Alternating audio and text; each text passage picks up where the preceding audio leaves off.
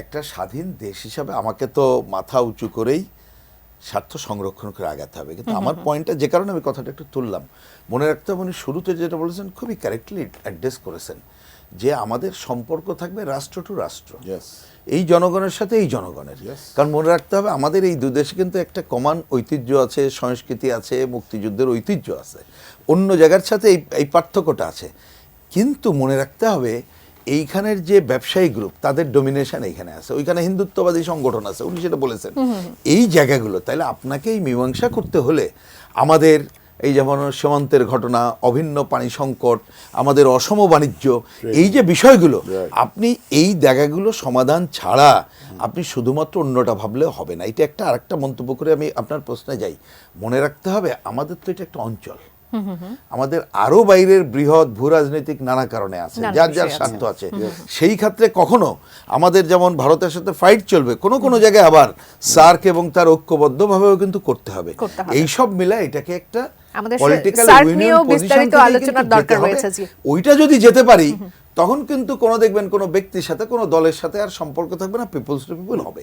এবার আমি এই কথাটা বলি একটু প্রসঙ্গক্রমে, আমি একটু স্মৃতি আওড়াচ্ছিলাম যে আমরা 5ই অগাস্ট গণ অভ্যুত্থান সংগঠিত হওয়ার পরে আমরা বাম গণতান্ত্রিক জোট এবং কমিউনিস্ট পার্টি ওই সময় বিবৃতিতে এই যে এত শহীদ তাদের সমর্থন এবং অন্যান্যের সাথে পরিষ্কার করে বলেছিলাম 5ই অগাস্টের বিবৃতি যে পূর্ণ গণতান্ত্রিক অধিকার অর্জনের জন্য সংগ্রাম অব্যাহত রাখতে হবে।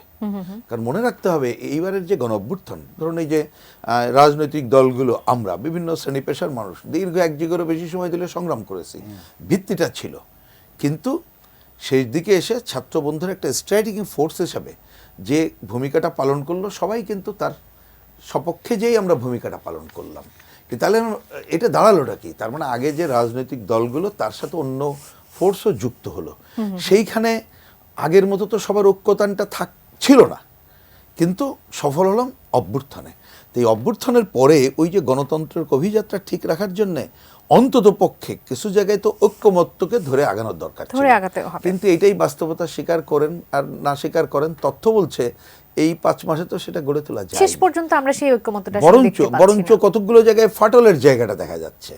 কিন্তু আমি ওই যে শুরুতেও বলেছি এই ধরনের ফাটলের সুবিধা কারা নেবে? সুতরাং আপনাকে তো ন্যূনতম একটা লক্ষ্য স্থির করতে হবে যে অনেকগুলো ঘটনা আমরা করব, অনেকগুলো সংস্কারের প্রয়োজন আছে, কিন্তু আমার এই যে সরকার, অন্তর্বর্তীকালীন সরকার, তার কাছে তো সবটা আশাও করে লাভ নেই। কারণ সংস্কার তো একটা চলমান প্রক্রিয়া, একটা খুব আমি সারলীকরণ করে বলে পৃথিবী যতদিন থাকবে আপনি কিন্তু এই ধরনের কাজ চলতেই থাকবে, আপনি সুতরাং ওটা তো বাতিল করতে পারবেন না আপনি।